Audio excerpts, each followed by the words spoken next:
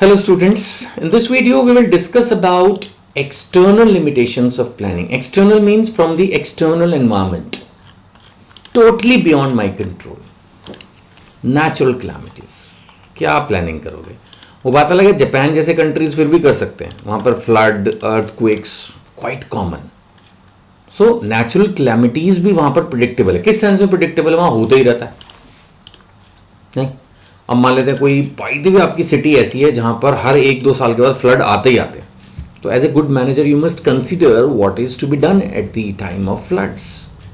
नहीं, या कोई कोई सिटीज ऐसी होती है बड़ी सेंसिटिव और रॉइड्स होते ही रहते हैं, तो आप उन चीज़ों को पहले से ही प्रिडिक्ट ना भी कर पाओ तो उसके लिए एक्शन तो ले ही सकते हो ना भाई. कभी भी रॉइड्स हो जाएंगे तो क्या होगा. So that is where the planning can help. Then changes in government policies. अब इसको भी कहने को ये सोच सकते हैं भाई गवर्नमेंट पॉलिसी कब चेंज हो जाए पता नहीं, लेकिन अगर आप पिछले 10 सालों की गवर्नमेंट पॉलिसी को स्टडी करो देन यू विल फाइंड कि गवर्नमेंट कब चेंजेस करती है, क्या चेंजेस करती है, टू व्हाट एक्सटेंट चेंजेस करती है.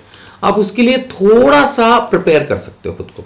बहुत ज्यादा तो नहीं कर सकते बट थोड़ा बहुत जरूर प्रिपेयर कर सकते हो, है ना.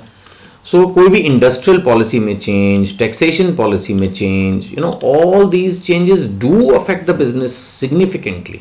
बैंक रेट्स, अचानक लोन के बैंक रेट कम हो जाना, ज़्यादा हो जाना, इन सब चीज़ों का इम्पैक्ट होता है बिजनेस पे. ये यूजलेस नहीं है. गवर्नमेंट पॉलिसीज का चेंज आपके बिजनेस को अफेक्ट करता है. बट इफ़ यू स्टडी ना, गवर्नमेंट की आइडियोलॉजी इतनी तेज़ी से चेंज नहीं होती. And if you regularly follow what they're speaking, especially if you go to the business page instead of going to the front page, which is usually full of political decisions and other things, you know, what finance minister is saying and other seniors are saying, if you are in touch with that, then to some extent you can predict the government policies. कई बार होता है कि government policies के change का hint भी पहले से आ जाता है, और फिर then if you are not working accordingly, then you have to suffer. Strategies of competitors. अब इसके बारे में आप बोलोगे सर क्या कर सकते हैं, अचानक कोई कंपटीटर आगे कुछ करने लगा. देखो, स्ट्रैटेजीज ऑफ कंपटीटर भी मोर लेस एक्सटर्नल लिमिटेशंस ही है कि कुछ नहीं कर सकते, लेकिन फिर भी इस पे भी कुछ कर सकते हैं अगर दिमाग लगाओ तो. अब जो भी कंपटीटर है आपके पास अचानक आके शुरू हो गया, अगर वो छोटा कंपटीटर है तो obviously you are not worried. अगर वो बड़ा कंपटीटर है तो आप वरिड हो. अब अगर इतना ही वो बड़ा है तो इसका मतलब वो और एरियाज में भी होगा, may be in different countries, may be in different markets of the same country. अब वहां जाके उसकी स्टडी करो, स्ट्रैटेजीज क्या रही है, कैसे वो सक्सेस हुआ, तो वो यहां पर भी उन्हीं स्ट्रैटेजीज को इंप्लीमेंट करेगा. So you can prepare in advance. वो एक लिमिटेशन ऑफ अकाउंटिंग हम पढ़ चुके हैं कि डेटा इकट्ठा करना, इंफॉर्मेशन गैदर अप करना is a time consuming and money consuming exercise. वो ठीक है, but as such you can to some extent deal with the strategy of competitors. But फिर भी हो नहीं पाता. जब जियो आया तो पूरा दो डाला उसने, है ना. आइडिया, वोडाफोन एंड एयरटेल तीनों लॉस में चले गए. बीएसएनएल वगैरह का तो पता ही नहीं चला, वो तो एक तरह से उड़ ही गए. तो कई बार एक स्ट्रांग कंपटीटर आने के बाद बिजनेस पूरी तरह से, मैं तो बोलूँगा, बर्बादी हो जाता है. होता है, कितना भी कर लो हो जाता है. सो कंपटीटर्स में change their strategies which leads to failure of a firm's plan. साफ साफ लिखता है फेलियर, आपकी फर्म ही फेल हो जाएगी, सारे प्लान्स खत्म हो जाएंगे. तो होता है, कोई नई चीज, नया प्रोडक्ट लॉन्च कर दिया, अब आपकी कोई ले ही नहीं रहा प्रोडक्ट को. नहीं, अब आज कोई ऐसी कंपनी आ जाए जो आपको ऑनलाइन प्रोडक्ट्स देना शुरू कर दे. नहीं, आज की तारीख में मैं बोल रहा हूं तो आपने ये चीज सुनी ही नहीं होगी, है ना, कि आप शॉपिंग करो और पे आफ्टर 1 ईयर. सपोज ऐसी कोई कंपनी आ जाए, दिलदार, पैसा इकट्ठा करके कहीं से ले आए, नई strategy, innovative idea, difficult to implement. अब आप क्या होगा, आप सोचोगे यार अमेजोन से खरीदूंगा, फ्लिपकार्ट से लूंगा, कहीं से भी लूंगा तो आज पैसे पे करने पड़ेंगे. At the most credit card भी यूज कर लूंगा, 3 महीने में 6 महीने पे करने पड़ेंगे. ये कंपनी तो खुद कह रही है बाय नाउ पर पे आफ्टर 1 ईयर. तो देखेंगे, अभी तो यूज कर लेते हैं, 1 साल बाद पैसा देना. तो अचानक उसके ऊपर ट्रैफिक शिफ्ट हो जाएगा, सब लोग वहीं से शॉपिंग कर रहे हैं. कुछ भी ऐसा नया. जियो ने भी तो यही किया ना, पहले 6 महीना फ्री, वही तो चक्कर था. एनीवेज, टेक्नोलॉजिकल चेंजेस, वही अचानक टेक्नोलॉजी चेंज हो जाती है. टेक्नोलॉजी चेंजेस समझते हो क्या होता है? ये समझ लो कि आप जो प्रोडक्ट आप बेच रहे हो, दूसरी कंपनी वैसा ही कोई प्रोडक्ट ले आई विद बेटर फीचर्स, और फीचर्स भी ऐसे कि हर किसी को वो फीचर चाहिए.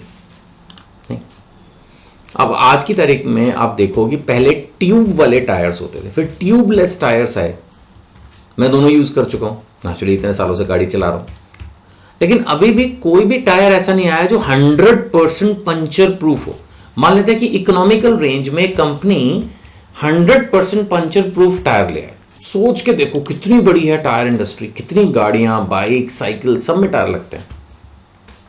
ट्रक्स, बसेस, वैन्स, जीप्स सब उसी कंपनी पे शिफ्ट होंगे, दो डालेगी मार्केट को।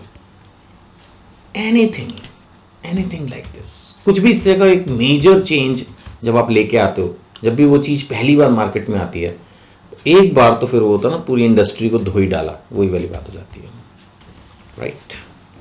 फिर चेंजेस इन फैशन, टेस्ट, ये बहुत ज़्यादा इतनी फास्ट नहीं होता, बट फिर भी कई बार होता है कि लोगों को बीमारी होती है बीमारी कि भी कॉटन के कपड़े पहनने हैं, समटाइम कॉटन के नहीं पहनने, नहीं तो फैशन, कलर्स, खाने पीने की हैबिट्स ये चेंज होती रहती हैं। इस तरह की इंडस्ट्रीज के लोग तो मेरे को लगता है पहले से ही मेंटली प्रिपेयर होते रहते होंगे कि भाई जो भी प्लान बनाना है 1 हफ्ते के लिए बनाओ, 15 दिन के लिए बनाओ, इससे ज़्यादा तो शायद उनका कोई चलेगा ही नहीं। उसके बाद तब तक तो कोई नया ही फैशन आ जाएगा, कोई नए खाने पीने की चीज़ें चल पड़ेंगी, तो उसके हिसाब से ना they have to keep on evolving.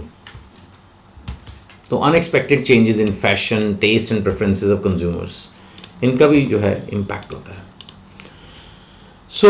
हमने बहुत सारी लिमिटेशंस डिस्कस करी। The given limitations of planning indicate the complexities in problems involved, है ना, the complexities and the problems involved in the planning process. But बोल रहा है कि इससे भी ऐसा कुछ नहीं है, हमने बेशक बहुत लिमिटेशंस ऑफ प्लानिंग पढ़ी, लेकिन इसका मतलब ये नहीं कि प्लानिंग यूजलेस है। प्लानिंग की अपनी इंपॉर्टेंस है। रादर वो ये कह रहा है कि अगर हम लिमिटेशंस को रिकग्नाइज कर लें, यानी हम प्लानिंग की लिमिटेशंस को समझें, जैसे पिछली वाली वीडियो में भी बात आई थी कि planning does not guarantee success. तो अगर हम प्लानिंग की लिमिटेशंस को समझ लें, then we can do the planning in a better way. यानी हमें ये पता होगा कि प्लानिंग के अंदर कितनी स्ट्रेंथ है, प्लानिंग से क्या फायदा हो सकता है, और प्लानिंग की अपनी क्या लिमिटेशंस है। तो जैसे हमने बात की थी कि प्लानिंग क्रिएट्स रिजिडिटी, अब हम उसमें क्या कर सकते हैं कि जैसे मैंने हमेशा से आपको कहा कि एक एम्प्लॉय सजेशन सिस्टम बनाओ, तो उससे उतना रिजिड फील नहीं होगा। एटलीस्ट कम से कम आप उनकी बात सुन के खुद ही टॉप मैनेजमेंट रिवाइज्ड प्लान्स भेज सकती है, माइनर सूटेबल मॉडिफिकेशन कर सकती है। तो उससे क्या होगा कि हम लिमिटेशन ऑफ प्लानिंग को रिड्यूस कर सकते हैं।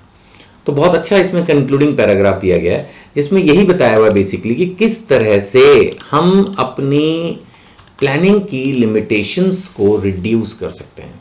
जब हम समझेंगे तो हम अपनी प्लानिंग को और बेटर सिस्टमैटिक वे में कर पाएंगे। ठीक है जी, तो चलो ठीक है, आप सबको ये सारी वीडियोस हमारी ngpaclasses.com पर मिल रही हैं। और एक और इम्पॉर्टेंट बात है वो ये कि हम वीडियोस के डिस्क्रिप्शन में लिस्ट ऑफ लेक्चर्स भी दे रहे हैं। उससे आपको पता चलता है कि मैंने अकाउंट्स, जो कि मेरा मेन सब्जेक्ट है, उस पर कौन कौन सी वीडियोस आपको बना के अपलोड कर दी हैं, है ना। कुछ मैंने इकोनॉमिक्स पे भी वीडियोस बनाई हैं, इंग्लिश पे भी वीडियोस बनाई हैं, तो वो सब आपको मिलती हैं। आप लिस्ट ऑफ लेक्चर्स जरूर देख लें, लेटेस्ट हमेशा उसके अंदर अपडेटेड रहती है, तो उससे आपको पता रहेगा कि आपके क्लास 12th के लिए और इवन आपके जूनियर्स के लिए, क्लास 11th के लिए भी काफ़ी वीडियोस ऑलरेडी अपलोडेड हैं। तो ये हमारी वेबसाइट पर भी अवेलेबल है, अदरवाइज आप लिस्ट ऑफ लेक्चर्स के थ्रू भी उन सब चीज़ों को देख सकते हैं। ठीक है, चलो, थैंक यू।